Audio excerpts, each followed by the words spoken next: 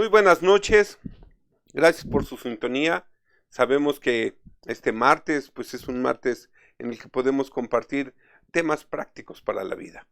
Y el día de hoy vamos a tener la oportunidad de tocar un tema que está dentro del conjunto de temas del despertar de la conciencia.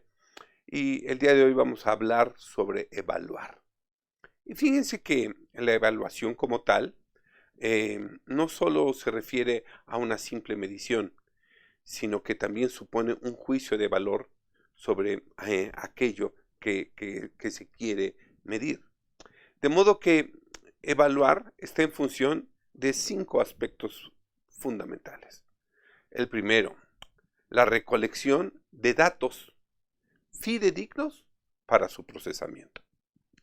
Segundo, la generación de información respecto de lo que se quiere revisar. Es decir, que los datos que que estamos recibiendo eh, estén arrojando la información que nosotros necesitamos de una u otra manera sí, rescatar para que esa información nos dé elementos de juicio. Tercer punto, el análisis escrupuloso de estos. Cuarto, la estimación de logros y elaboración de juicios de valor. Y quinto, la acreditación o certificación. Fíjense que la evaluación está íntimamente relacionada con el proceso de toma de conciencia de los conocimientos adquiridos, con las dificultades de la adquisición, de la comprensión de algunos temas o problemas.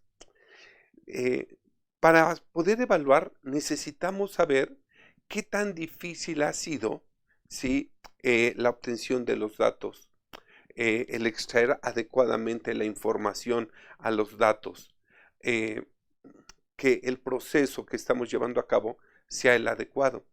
Porque nos vamos a dar cuenta cómo la evaluación puede estar siendo contaminada por información que no esté adecuadamente transmitida o que no sea oportuna. La evaluación nos permite tener una medida del rendimiento y de los logros también.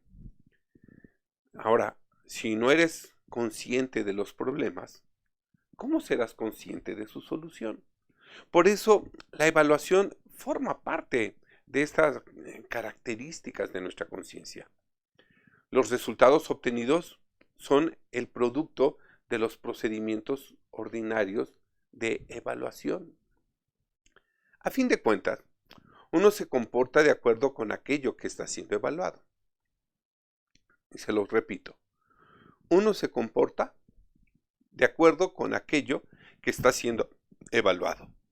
De modo que podemos afirmar que la evaluación altera el comportamiento y favorece aún un comportamiento hasta cierto punto cínico. Es decir, que los conocimientos y habilidades de una persona pueden estar condicionados por aquello que desea lograr. Si lo que buscan son buenas notas, por ejemplo, alinearán su comportamiento para alcanzarlas. Les platico, cuando mis hijos estaban en la preparatoria, pues era curioso, mi manera de evaluarlos y de promoverlos era muy fácil. O sea, yo les decía, por cada 10 que me traigan, les voy a dar 100 pesos. Un 9 vale 50 pesos. El 8 no tiene valor. El 7 les voy a cobrar 50 pesos por ir a la escuela. El 6 les voy a cobrar 100 pesos por ir a la escuela y no se vale reprobar. Y entonces era curioso, mi hijo, en lugar de pedirme dinero para llevar a su novia al cine, lo que hacía era estudiar para sacar 10 y poderme cobrar sus logros. Porque de una u otra manera, recuerden, uno se comporta de aquello con lo que está siendo evaluado. El afán por conseguir una buena calificación, ¿sí? De una u otra manera, estaba llevándola a lograr desarrollar habilidades. Y también en muchos casos que pueden ser efímeras, porque solo están siendo usadas para alcanzar el logro inmediato. A diferencia de una evaluación que nos permite estar midiendo constantemente los logros, hay muchas veces que somos evaluados solo para alcanzar una meta pasajera o efímera. Y esto pasa muy a menudo en las pruebas y en los exámenes. Aunque saben que están haciendo trampas muchas veces o están copiando, dejan un lado su responsabilidad del aprendizaje por alcanzar un logro. Por eso, lo que se debe evaluar son los procesos, más que a las personas. Y el propósito de una evaluación debe ser la búsqueda de la mejora continua. Es un proceso ético y moral. Moral en cuanto a saber que se está haciendo lo correcto y ético porque se tiene la conciencia de hacerlo cada vez mejor. Fíjense que tenía dos compañeros cuando iba en la primaria. Uno tenía los recursos suficientes para comprar las monografías en la papelería y llenar sus cartulinas recortando las imágenes. Y el otro no tenía ni un peso en la bolsa. Pero hacía su tarea en el papel de estraza de la bolsa de pan, con dibujos hechos a mano. A mi compañero rico siempre le ponían 10 de calificación. Y a mi amigo el pobre le ponían 5 o 6. Y siempre me pregunté, ¿qué será lo que evalúa la maestra? Un día hice un experimento. Compré mi cartulina, ¿sí? Es decir, iba a imitar el proceso de mi amigo el rico. Y en mi cartulina pegué las estampas de una monografía, le puse su marco de color, ¿sí? Con un tema que no tenía nada que ver con lo que la maestra pidió. Recuerdo que pidió algo sobre la independencia de México y yo puse algo sobre la abolición de la esclavitud de los Estados Unidos. Lo asombroso, ¿saben qué fue? Que saqué 10 de calificación. Mi amigo, el pobre, era un artista dibujando. Hizo en su papel de estraza una figura de don Miguel Hidalgo tocando la campana de Dolores que José Clemente Orozco podía elogiar. Pero obtuvo un 6 de calificación. Quizá, yo decía, igual ya está hormonal la maestra. Yo admiraba la habilidad que mi amigo Arturo, el pobre, tenía para cumplir con su tarea. Un día, me acuerdo que llevó su trabajo sobre un cristal con un pasaje como de la prehistoria hecho en plastilina. Era realmente una obra de arte, porque le puso un volcán y puso dinosaurios que él hizo con plastilina en su cristal. Sí, yo cuando lo vi le decía, está padrísimo, hasta daban ganas de jugar con él. Y me dijo, tengo que regresarle el vidrio a mis papás, porque desarmé el cuadro de su boda, así que no tengo que romperlo. Era genial, siempre encontraba la manera de resolver los problemas. La mamá del rico sacó 10 de calificación, y digo la mamá porque era ella quien le hacía sus tareas. Mi amigo Arturo pasó el tercero de primaria de panzazo, pero aprendió más que nadie. Yo mismo aprendí más de mi amigo que de mi maestra, y no me refiero al conocimiento, sino a la actitud para enfrentarse a los retos. Pero ¿saben qué? Eso no es algo que se evalúa, fíjense. Lo curioso era que muchas veces la evaluación no está cumpliendo el propósito. Hace ya varios años me enteré de que mi amigo Arturo era un directivo de una empresa de seguros. Y me dije a mí mismo, quien lo contrató se sacó la lotería. Porque este hombre es hábil para poder resolver los problemas a los que se enfrenta. La evaluación, por haberse convenido en una exigencia externa, también una exigencia impuesta, no se le eh, da el interés e importancia por su propio valor intrínseco. De ese modo, no se valora su relación o conexión con el ser humano y tampoco con sus circunstancias y sus situaciones, su entorno y sus condiciones.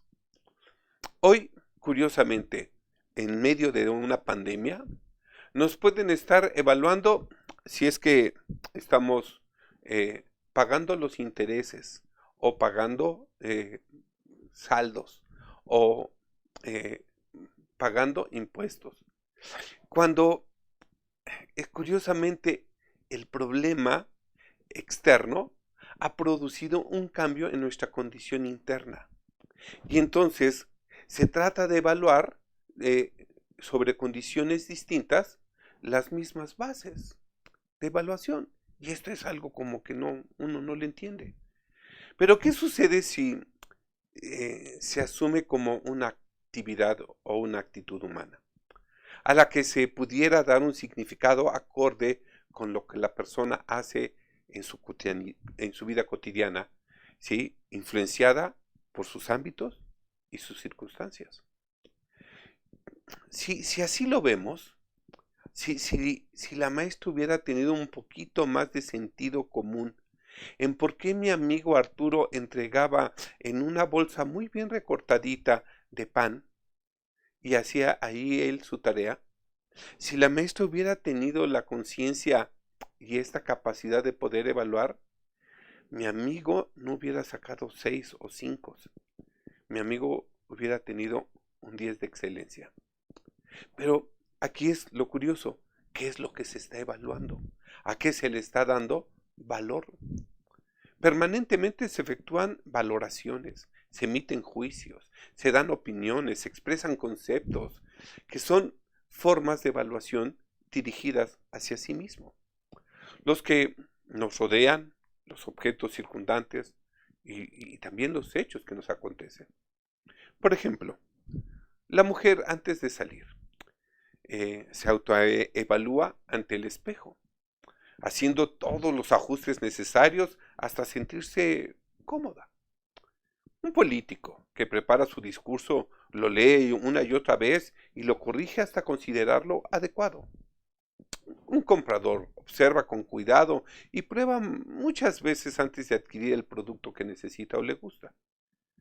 Tanto la mujer como el político o el comprador no se conforman incluso con su propio criterio y acuden muchas veces a alguien de su confianza para que exprese opiniones o juicios sobre su figura, su discurso o la mercancía. Así, el ser humano desde niño pregunta, aprecia, valora, analiza, lo que equivale a decir que permanentemente está evaluando. Si algo creo que está pasando en esta pandemia es que nuestro sentido de valoración ha cambiado radicalmente. Y esto tiene que ver ahora, sí, directamente con nuestra capacidad de evaluar. La evaluación es prácticamente tan antigua como la vida misma. En todo momento y circunstancias ha habido algún tipo de evaluación.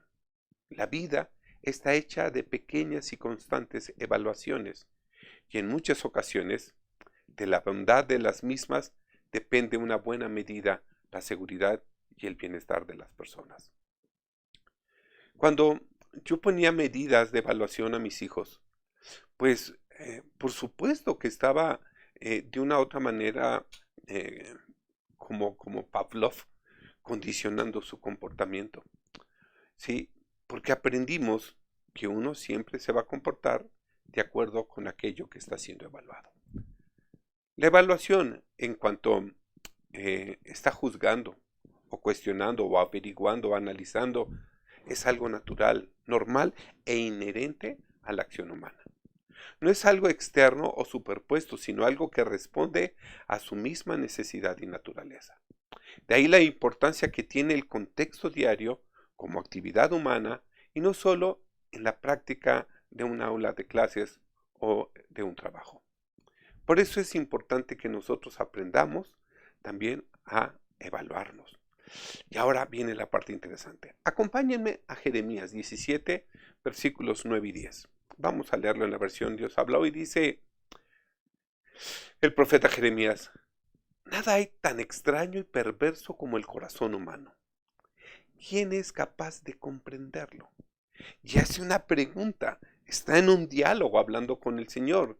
¿Sí? Y la respuesta viene en el versículo 10. Y la respuesta me fascina porque dice, yo, el Señor, que investigo el corazón y conozco a fondo los sentimientos, que doy a cada cual lo que se merece de acuerdo con sus acciones. Wow. El que puede escudriñarnos para podernos evaluar es nuestro Señor. Nada escapa a su vista. Y vamos, necesitamos nosotros también que alguien nos esté evaluando, porque necesitamos tener un sentido de referencia, un parámetro de comparación. El problema de la evaluación es el referente y el evaluador, pero nuestro Señor nos dejó sus leyes, estatutos, preceptos, ordenanzas y reglamentos para poder tener un marco de referencia. Y nos da como referente a su propio Hijo. Es el varón perfecto. Y quien nos evalúa y redarguye es su propio Espíritu. Vamos a ver lo que dice el Salmo 26 en el versículo 2.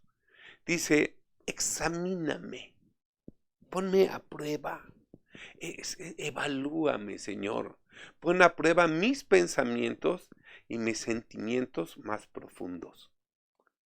El Salmo 139 del 23 al 24 es muy similar.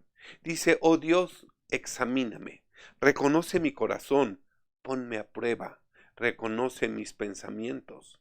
Mira si voy por el camino del mal y guíame por el camino eterno. Fíjense que muchas veces cuando no tenemos un referente y uno se convierte en su propio referente, pues entonces para uno siempre está haciendo las cosas bien. Uno no tendría que cambiar nada. La parte hermosa de todo esto es que tenemos acceso a nuestro Dios, ¿sí? Que Él es el juez justo. Él es el que nos puede escudriñar y el que puede evidenciar una condición que requiere un cambio o una mejora. Necesitamos evaluarnos, lo cual no es compararnos con otros, sino con nosotros mismos. Es evaluar nuestro crecimiento y desarrollo, teniendo la mirada puesta en el autor y consumador de nuestra fe. El propósito es acercarnos cada día más a la estatura del varón perfecto. Evaluar es una habilidad muy necesaria dentro del proceso de aprendizaje y es fundamental para el desarrollo personal. Es una función de nuestra conciencia, pues nos da la capacidad de emitir juicios, establecer y argumentar criterios, comprender y emplear estándares utilizando la comprobación y la crítica constructiva.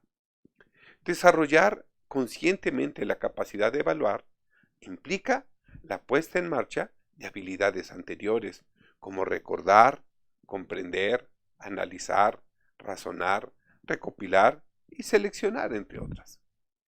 Las actividades de la evaluación conllevan establecer criterios a la información obtenida o recibida, ser capaces de categorizar y valorar la fiabilidad y la utilidad, procurando detectar necesidades propias y externas para tomar decisiones oportunas y acertadas. Evaluar también es explorar experiencias de otros, valorarlas para introducir cambios y contemplar la posibilidad de incorporarlas a nuestra práctica. El trabajo en equipo es fundamental en esta actividad, pues se deben valorar cooperativamente.